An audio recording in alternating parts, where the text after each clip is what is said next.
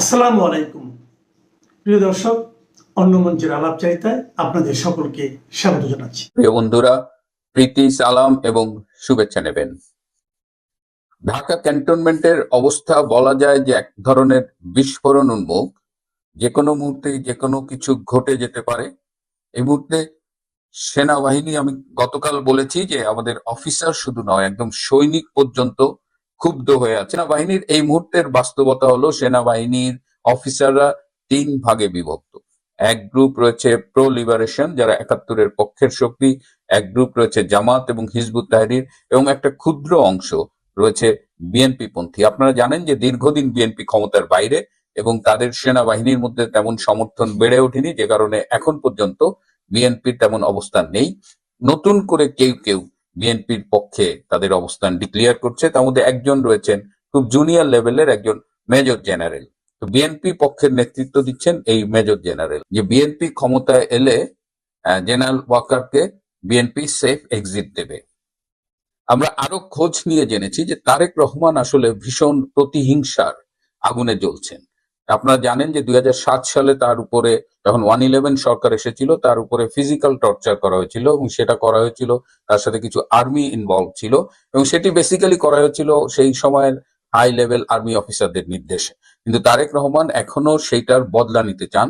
তিনি খোঁজ নিচ্ছেন যে তার উপর কারা টর্চার করেছে, তারা কিংবা তাদের প্রতি সহমর্মী কারা এখনো আর্মিতে আছেন, এবং তিনি তাদেরও সবাইকে বের করে দিতে চান। তার টার্গেট হলো যে প্রো লিবারেশন পন্থী, বা আরো স্পেসিফিক বললে যারা আওয়ামী লীগ পন্থী, তাদের সবাইকে তিনি আর্মি থেকে বের করে দেবেন। এবং প্রয়োজনে তিনি এটাও বলেছেন যে তার পক্ষের যে মেজর জেনারেলটা এই মুহূর্তে কাজ করছে, তাকে তিনি প্রমোশন দিয়ে শর্টেস্ট পসিবল টাইমে তাকে জেনারেল করে সেনাপ্রধানের দায়িত্ব দেবেন।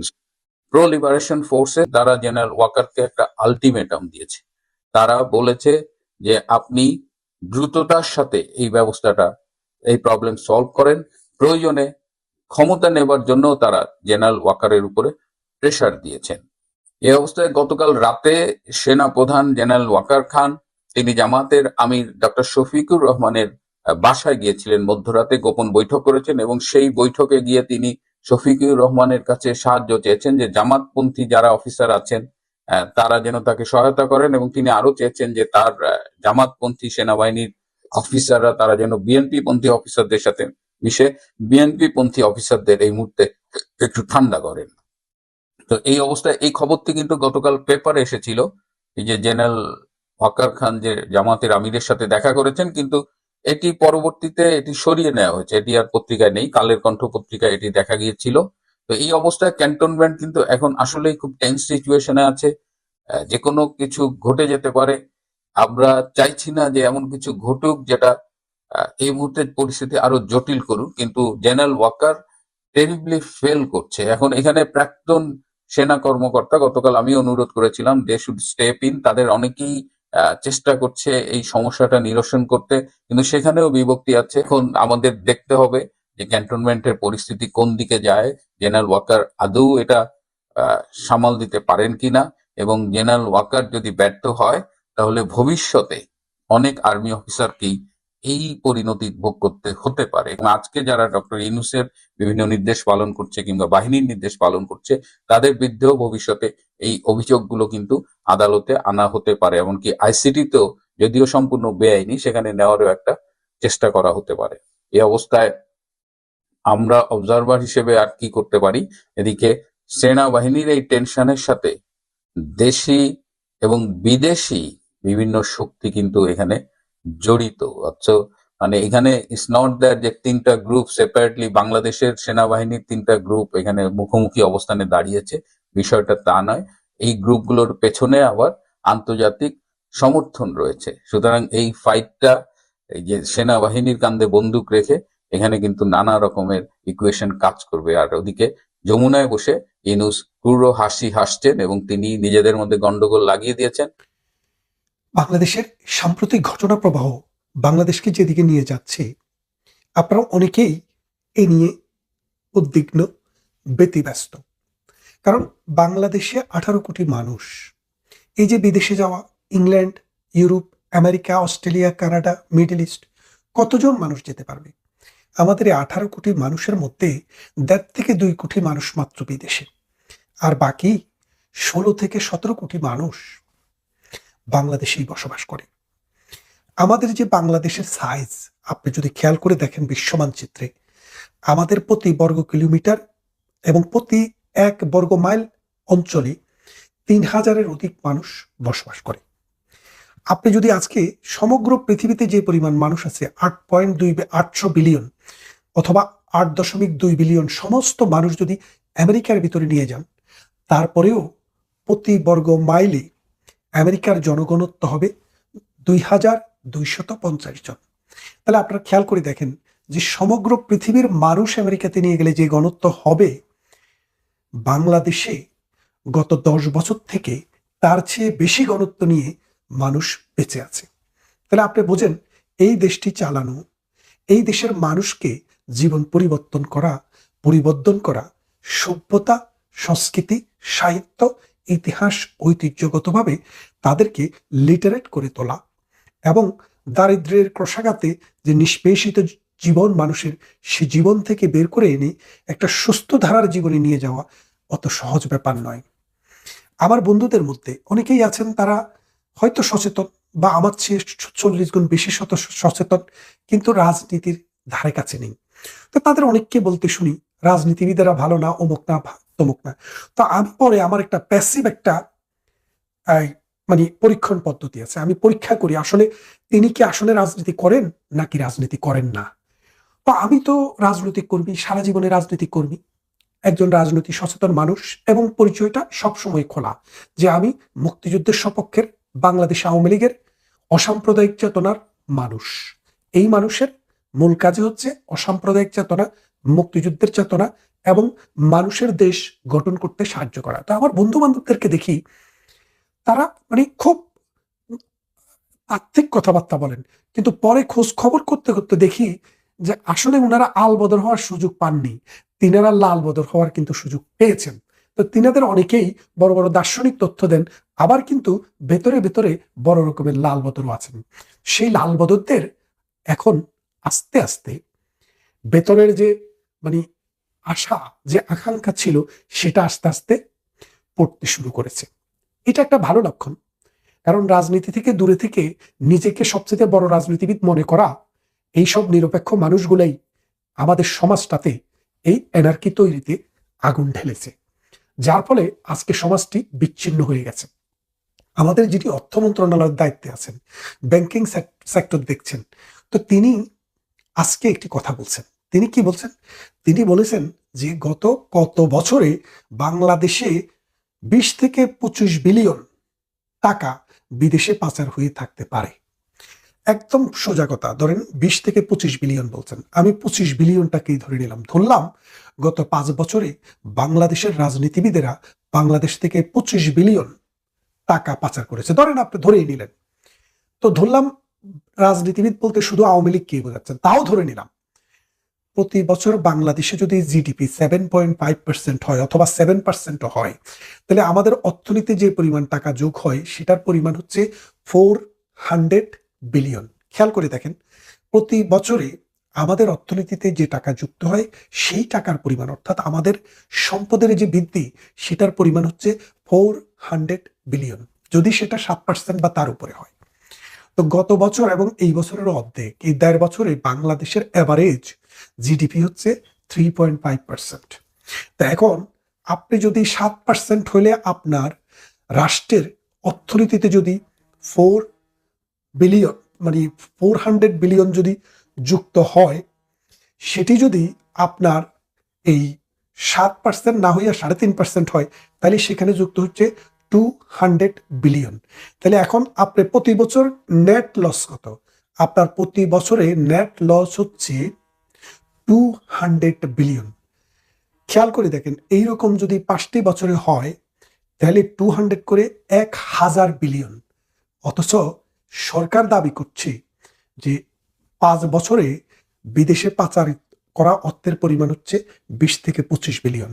এই 20 থেকে 25 বিলিয়ন যদি 1000 বিলিয়ন থেকে বাদ দেন, তাহলেও নিদেন পক্ষে বাংলাদেশ কি পরিমাণ লাভ করে আওয়ামী লীগের মতো রাজনৈতিক শক্তি ক্ষমতায় থাকলে সেটা একটু বোঝার চেষ্টা করেন। এটা আমাদের কথা নয়, তাদের কথা।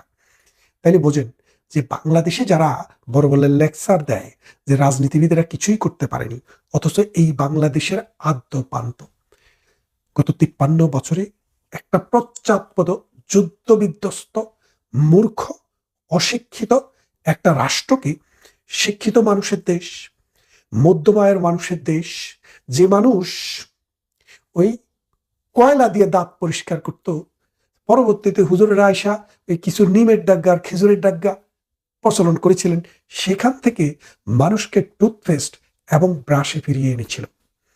যেই মানুষ রিক্সা ঠেলতে ঠেলতে দিয়ে মন চলে যেত, সে মানুষকে ট্যাক্সি, লেগুনা এবং প্রাইভেট কারে চড়ার সুযোগ করে দিয়েছে, অর্থাৎ নিজে কিনে নয়, ভাড়ায়।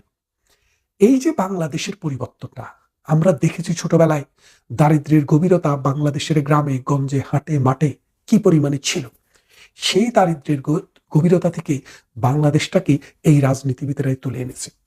আপনারা নোবেল দিয়ে যে লোককে বাংলাদেশে এনে বসিয়েছেন, আপনাদের মধ্যে, আমাদের মধ্যে, অনেকের মধ্যেই একটা হাহাকার ছিল, হায়রে ডক্টর ইউনূসকে বসাইলে নাকি বাংলাদেশটা সুখের স্বর্গ হয়ে যেত, দুনিয়ায় বদলায় ফেলতো, গরিব দেশের মানুষ যে জায়গায় নোবেল পেয়ে ফেলছে। তো তাদের জন্য ডক্টর ইউনূস একটা মডেল সেট করে গেছে, এই দেশটিকে এমন একটা জায়গায় নিয়ে গেছে, এই দেশের অর্থনীতি অর্ধেক নিচে নেমে গেছে, সমাজ বিভক্ত হতে হতে ধ্বংসের কাছাকাছি চলে গেছে, এই দেশের পুলিশ কাজ করে না, এই দেশের আর্মি এখন দৌড়া সাপের চাইতেও নগণ্য, এই দেশের বিজিবি এখন পুলিশের চাইতেও নগণ্য, আনসারের যেই ক্ষমতা আছে পুলিশের সেই ক্ষমতাও নেই, সচিবালয়ের সচিবকেও রাস্তার ফকিন্নি যায়া চাঁদা দাবি করে। ঠিক এমনি একটা অবস্থায় মবের রাজত্ব, রুল অফ ল বলে যেটুক বাংলাদেশে ছিল, বাংলাদেশের রুল অফ ল এর স্বর্গ ছিল না, কিন্তু যেটুক ছিল সেখান থেকে বাংলাদেশটিকে পথে নামিয়ে দেওয়া হয়েছে। আপনারা জানেন, rule of law is the basis of civilization. কোনো মানুষ, কোনো রাষ্ট্র কতটুক সভ্য সেটা রুল অফ ল দিয়ে বিচার করা হয়। যে দেশের রুল অফ ল যত স্ট্রিক্টলি মানা হয় সেই দেশটা ততটা সভ্য। তাহলে বাংলাদেশের মানদণ্ডটা কোথায়? যেখানে মবক্রেসি হয়, রাষ্ট্র যেখানে স্পন্সর করে মবদেরকে, রাষ্ট্র যেখানে তাদেরকে প্রেশার গ্রুপ হিসেবে ক্রিয়েট করে নিজেরা, এবং তাদেরকে লালন করে, পালন করে। সুদের টাকায়, এই সন্ত্রাসের টাকায়, চাঁদাবাজের টাকায় রাষ্ট্র এক একটা ফুলে কলা গাছ হয়ে যাচ্ছে। এখন এই অবস্থায় রাষ্ট্রের যে অর্জনগুলো, এই যে 53 বছরের একটি রাষ্ট্র, একটি সংবিধান হয়েছিল, এই সংবিধানটিকে ধ্বংস করা হচ্ছে। একটি আর্মি হয়েছিল, সেই আর্মিকে ধ্বংসের কাছাকাছি নিয়ে গেছে। 53 বছরের একটি পেশাদার পুলিশ, সেটিকে ধ্বংস করা হয়েছে। একটা ব্যুরোক্রেসি ছিল, সেটাকেও ধ্বংস করা হয়েছে। আগামী দিনের বাংলাদেশ ফকিরের বাংলাদেশ, আগামী দিনের বাংলাদেশ ক্ষুধা, দারিদ্র, অনাহারের বাংলাদেশ। কেন বলছি? আপনি যে জিওপলিটিক্যাল অঞ্চলে বসবাস করেন, সেখানকার মানুষের সাথে আপনার সম্পর্কটা কেমন, কার সাথে সম্পর্ক কেমন? যেমন পাকিস্তান আমাদের চেয়ে 1200 মাইল দূরে, আমাদেরকে দেওয়ার কিছু নেই। পাকিস্তানের 25% লোক একবেলা, দিনে অন্তত একবেলা খাইতে পায় না, এইরকম লোক সংখ্যা হলো 25%। তাহলে এই পাকিস্তান আপনাকে আমাকে দেওয়ার কি আছে? কিছুই দেওয়ার নেই। আফগানিস্তান 40 বছর যুদ্ধ করতে করতে নিজেরা শেষ হয়ে গেছে। আমরা যে বলছি বাংলা হবে আফগান, আমরা হব তালেবান, সেই সুযোগ আমাদের নেই। কারণ আফগানিস্তান, হয়তো আপনি তালেবান হতে হতে আফগানিস্তান থাকবে কিনা সেটাই সন্দেহ। নারীরা সেখানে এখন পুতুলে পরিণত হয়েছে, নারীদেরকে এখন আর মানুষ হিসেবে সেখানে দেখা হয় না। তারপরে ভারত, আমাদের 3 দিক থেকে বেষ্টন করে আছে ভারত। যে ভারতের চাল আমাদের দরকার, ডাল আমাদের দরকার, যে ভারতের পানি আমাদের দরকার, যে ভারতের কাঁচামাল দরকার, যে কাঁচামাল দিয়ে আমরা $60 বিলিয়ন গার্মেন্টস প্রোডাক্ট পৃথিবীর বিভিন্ন দেশে রপ্তানি করি। এই গার্মেন্টস প্রোডাক্ট বিদেশে রপ্তানি করা নয় শুধু, লক্ষ লক্ষ অসহায় মানুষ এই সেক্টরে কাজ করে। এই সেক্টরটি এখন মুখ থুবড়ে পড়েছে। আপনি যদি গ্রামে যান, গ্রামে শহরে যেখানেই যান, এই যে যারা রিক্সা চালায়, যারা ঠেলা চালায়, রাস্তার পাশে যারা দোকান করে, যারা ভাত বিক্রি করে, কলা বিক্রি করে, আলু বিক্রি করে, পটল বিক্রি করে, তাদের পেটের কাপড় একটু তুলে আপনি দেখেন, তারা এখন 3 বেলা খাওয়ার পয়সা জোগাড় করতে পারে না। রিক্সা চালিয়ে মানুষ এখন বেঁচে থাকার কোনো অবলম্বন হিসেবে রিক্সা চালনাকে আর নিতে পারছেন না। গ্রামে গঞ্জে কাজ নেই, হাহাকার, অসহায় মানুষের আত্মচিৎকার, চারদিকে হাহাকার, যেদিকে যাবেন মানুষের কাজ নেই, ভাত নেই, অন্ন নেই, বস্ত্র নেই, চিকিৎসা নেই। গ্রামে গ্রামে যেসব ক্লিনিকগুলো করা হয়েছে সেগুলোতে এখন ডাক্তার নেই, সেগুলোতে এখন রুগী দেখা হয় না। যেসব ভাতা ব্যবস্থা চালু করেছিল সেগুলো এখন আর কার্যকর নেই।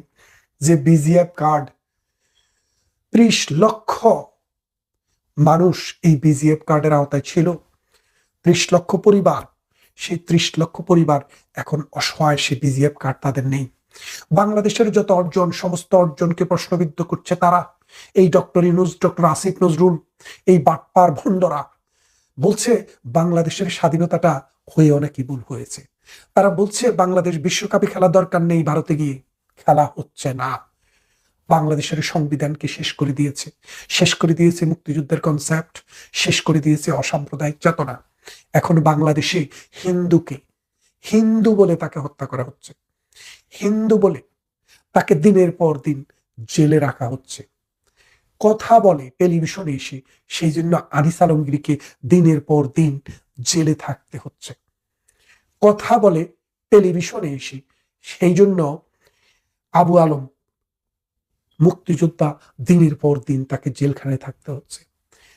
হাফিজুর রহমান কার্জন, ঢাকা বিশ্ববিদ্যালয়ের প্রফেসর, টেলিভিশনে কথা বলে, সেজন্য তাকে দিনের পর দিন কারাভোগ করতে হচ্ছে। ঠিক এমনি করে বাংলাদেশটাকে আজকে যেখানে নিয়ে গেছে, বাংলাদেশের যে অর্থনীতি 1.16 ট্রিলিয়ন, বাংলাদেশের 1.26 ট্রিলিয়ন বাংলাদেশের অর্থনীতির সাইজ ছিল, এখন সেটা 1 ট্রিলিয়নের নিচে নেমে গেছে। তার মানেটা আপনি বোঝেন যে বাংলাদেশের অর্থনীতির যে সাইজ সেটা যেখানে ছিল সেখান থেকে নিচে নেমে গেছে, এবং এটা আর ওঠার কোনো সম্ভাবনা নেই।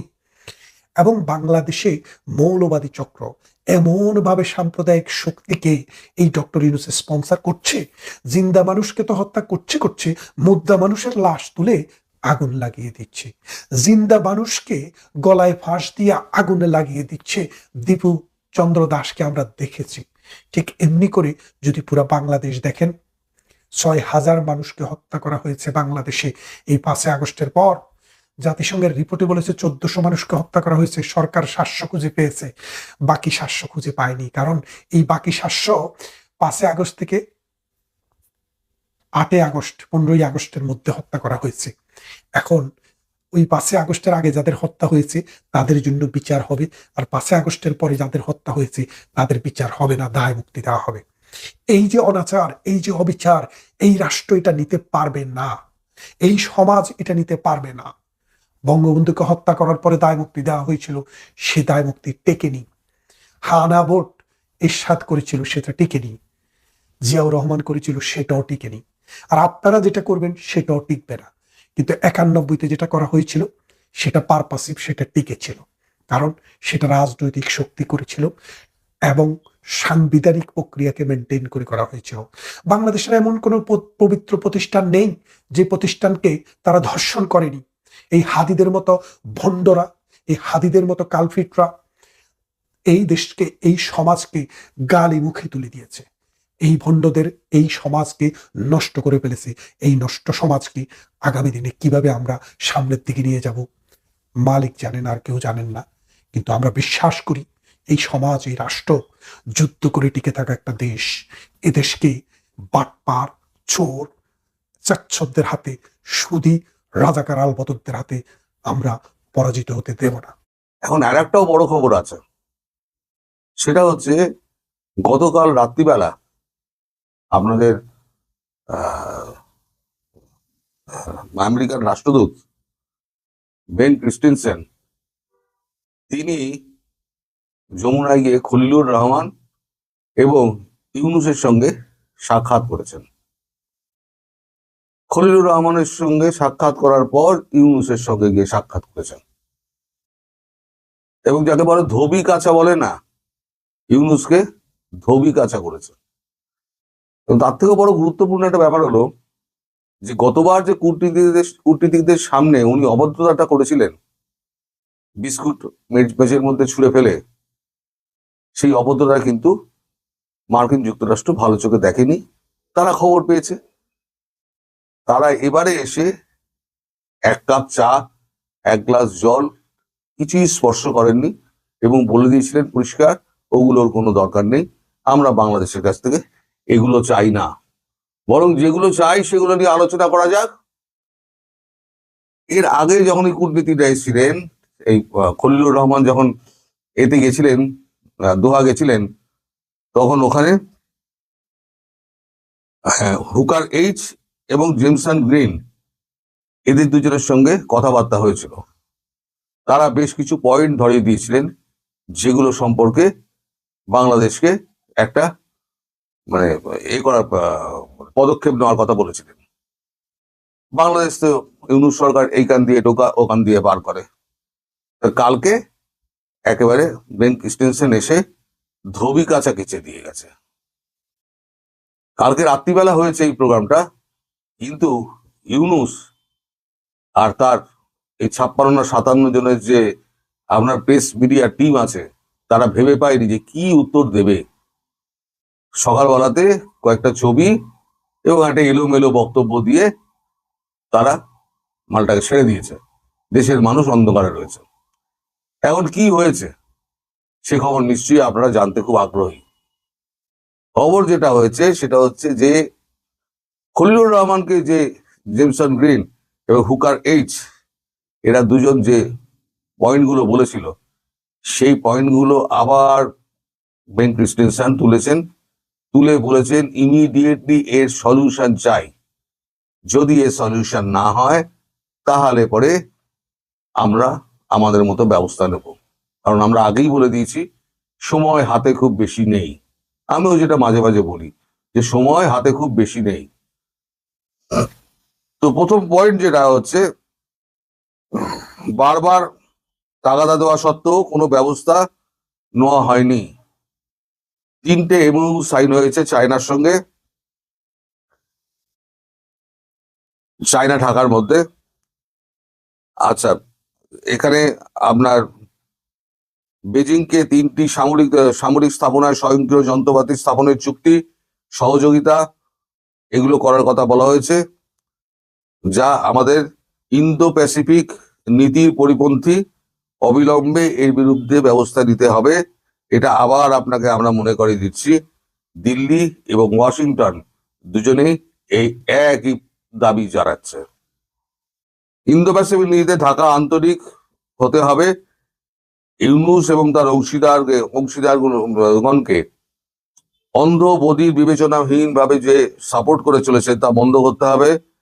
এর থেকে দ্রুত বেরিয়ে আসতে হবে। এরই একটা ডিপ্লোম্যাটিক চিঠি আপনাদের পাঠানো হয়েছিল, সেটার প্রাপ্তি পর্যন্ত আপনারা স্বীকার করেননি। এটা অত্যন্ত দুর্ভাগ্যজনক। সেই সময় বলেছিল আমরা ডিপ্লোম্যাটিক চিঠি পাঠাবো, চিঠি পৌঁছেছে, কিন্তু ঢাকার পক্ষ থেকে ডক্টর ইউনূস তিনি কানে দিয়েছেন তুলো আর চোখে বেঁধেছি কুলো, তিনি কোন রকম উচ্চ আচ্ছা করেননি। সেই নিয়ে তো একটা মানে সারমেয়র মতো হাল করে দিয়েছে কালকে। পুরো 45 না 50 মিনিট ধরে যা বকেছে, অবাধ্য সারমেয়কে যেমন মালিক বকে, সে অবাধ্য সারমেয়কে যারা বকা হয় সেরা ভাই বকেছেন। তারপর বলছেন ইসলামিক জঙ্গিদের 17টা গ্রুপকে ঢাকায় আশ্রয় প্রশ্রয় মদত অর্থায়ন এবং টেকনিক্যাল এবং নন টেকনিক্যাল সাপোর্ট দিয়ে যাচ্ছে ঢাকা। বারবার সতর্ক করা সত্ত্বেও এটা বন্ধ হচ্ছে না। ঢাকার সরকার সার্বভৌমত্ব অনেক আগেই চীনের কাছে সঁপে দিয়েছে। মানে চীন সম্পর্কে তাদের হচ্ছে এই একটা অ্যালার্জি আমেরিকার। ঢাকা এক অনিরাপদ শহরে পরিণত হয়েছে, যেখানে কেউ শান্তিতে বাস করতে পারছে না। এভাবে চললে এই শান্তিপূর্ণ এবং সব দলের অংশগ্রহণের মাধ্যমে সুষ্ঠু নির্বাচনের মানদণ্ডে উপনীত হওয়া যাবে না। মত প্রকাশের স্বাধীনতা, সংখ্যালঘু নির্যাতন, মব ভায়োলেন্স, বিচার বিভাগের স্বাধীনতা শূন্যের কোঠায় যে নেমে এসছে, যা কোনো মতেই 16টি মানবাধিকার ইস্যুকে কভার করে না।